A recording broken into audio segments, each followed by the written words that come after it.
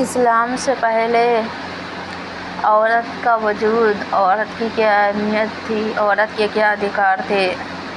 اسلام آنے سے پہلے عورت کا وجود یہ تھا کہ عورتوں کا حال بہت خراب تھا۔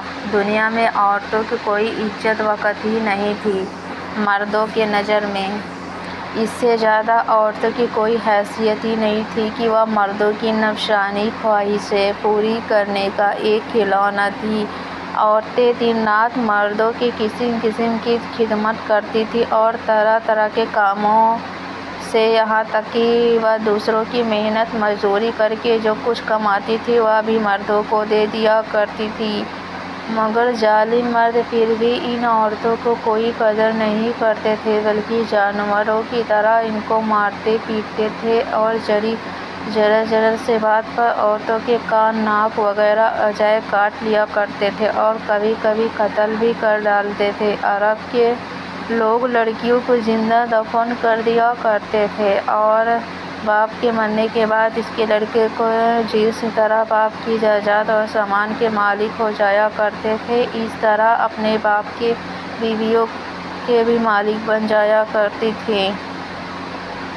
ان عورتوں کو زور زبردستی لونڈیاں بنا کر رکھ لیا کرتے تھے۔ عورتوں کو ان کے ماں باپ، بھائی بہن یا شوہر کی میراث میں سے کوئی حصہ نہیں ملتا تھا۔ نہ عورتوں کی چیزوں کے وہ مالک ہوا کرتی تھیں، نہ عرب کے بعض قبیلوں میں یہ ظالمانہ دستور تھا کہ بیوہ ہو جانے کے بعد عورتوں کو گھر سے باہر نکال کر ایک چھوٹی سی تنگ جھونپڑی میں 1 سال تک قید میں رکھا جاتا تھا۔ وہ جھونپڑی سے باہر نہیں نکل سکتی تھی، نہ غسل کر سکتی تھی، نہ کپڑے بدل سکتی تھی۔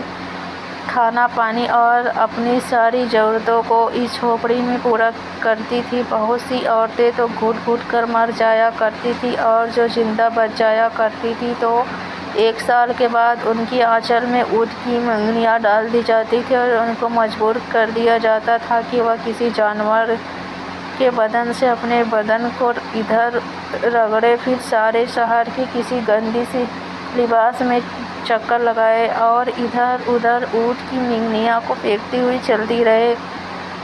یہ اس بات کا اعلان ہوتا تھا کہ عورتوں کی عدت ختم ہو گئی ہے۔ اس طرح کی دوسری بھی طرح طرح کی خراب اور تکلیف دہ رسمیں تھیں جو عرب عورتوں کے لیے مصیبتوں اور بلاؤں کا پہاڑ بنی ہوئی تھیں، اور بیچاری مصیبت کی ماری عورتیں گھٹ گھٹ کر رو رو کر اپنی زندگی کے دن گزارتی تھیں۔